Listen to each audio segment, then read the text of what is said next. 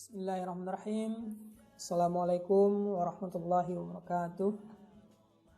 Alhamdulillahi rabbil alamin wal aqibatul muttaqin wassalatu wassalamu ala asrafil anbiya'i wal mursalin wa ala alihi wa ashabihi rasulillahi ajmain.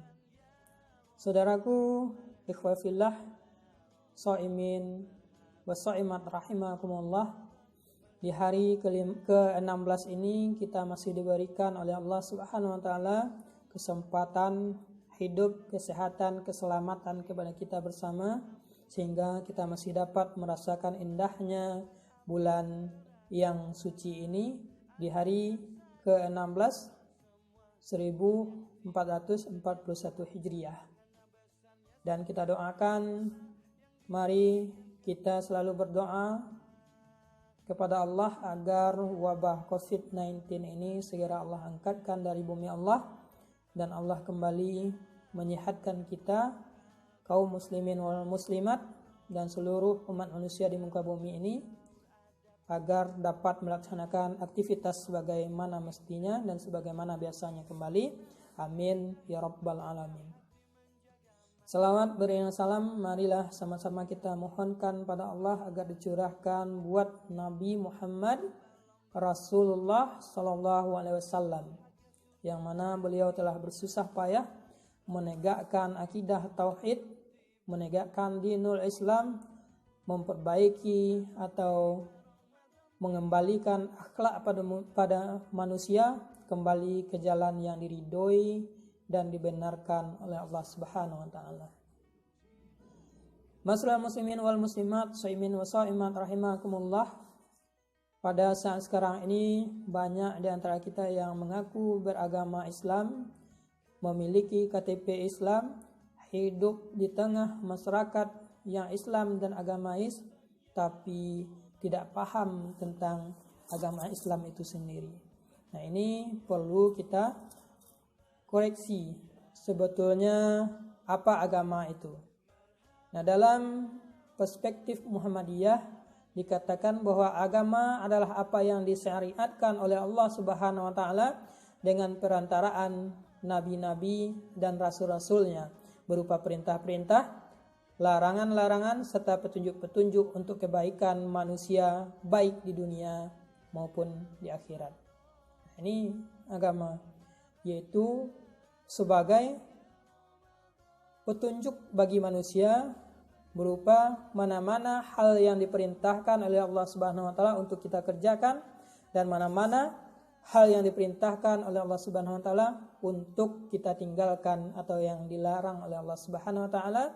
Kemudian hal itu untuk kebaikan, untuk kemaslahatan manusia baik di dunia maupun di akhirat. Ini yang perlu kita pahami. Jika kita mengaku beragama, tentu sudah semestinya barang hal yang kita kerjakan harus mengikuti petunjuk-petunjuk, perintah dan larangan Allah Subhanahu wa taala. Apakah kita semua sudah dalam hal yang seperti itu, atau masih belum melaksanakan perintah-perintah Allah dan masih belum menjauhi larangan-larangan yang dilarang oleh Allah Subhanahu wa taala, sebagaimana yang Allah larang dan Allah perintahkan dalam Al-Qur'an dan sunnah Nabiullah Muhammad sallallahu alaihi wasallam. Kemudian dalam sebuah hadis qudsi juga Allah menyampaikan bahwasanya agama yang dibawa Muhammad sallallahu alaihi wasallam yakninya adalah agama Islam.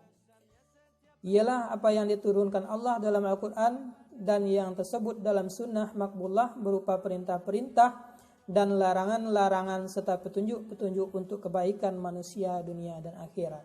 Nah, lagi-lagi ini dalam hadis qudsi ini dijelaskan bahwasanya agama itu menjelaskan mana yang diperintahkan oleh Allah, mana yang dilarang oleh Allah, yang tidak lain tidak bukan gunanya adalah untuk manusia itu sendiri, untuk kemaslahatan manusia baik di dunia maupun di akhirat. Maka kita sebagai umat Islam intinya harus menjaga kestabilan alam ini dengan menjauhi segala sesuatu yang dilarang oleh Allah Subhanahu wa taala dan mengerjakan apa-apa yang diperintahkan oleh Allah Subhanahu wa taala. Tidak lain tidak bukan semua itu memiliki hikmah. Allah melarang sesuatu seperti meminum khamar, memakan daging babi, itu semuanya ada hikmah kemaslahatannya kepada kita bersama. Begitupun Allah memerintahkan mengerjakan ibadah, mengerjakan kebaikan, itu juga semuanya ada hikmahnya. Tidak lain tidak bukan untuk Allah itu sendiri, melainkan untuk kita sebagai umat manusia, sebagai penolong kita di dunia maupun di akhirat. Nah, bagi saudara-saudara kami yang masih mengaku beragama, memiliki KTP Islam, identitas Islam, mari kita perbaiki agama yang kita yakini dengan cara mengerjakan apa-apa yang diperintahkan oleh Allah Subhanahu wa taala. Betapa banyak di antara kita yang mengaku Islam tapi tidak mengerjakan sholat. Jangankan sholat, kalimat syahadat saja mereka tidak tahu.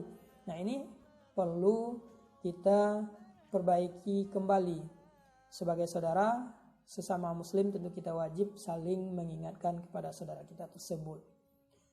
Kemudian ajarkan kepada saudara-saudara kita bagaimana itu zakat, apa hikmah di balik pelaksanaan zakat, bagaimana itu puasa, apa hikmah di balik pelaksanaan puasa, bagaimana juga itu haji, dan bagaimana kewajiban kita sebagai manusia untuk senantiasa berada di tengah-tengah untuk menjaga keseimbangan dan kestabilan alam dan bumi Allah ini yang merupakan kewajiban bagi kita.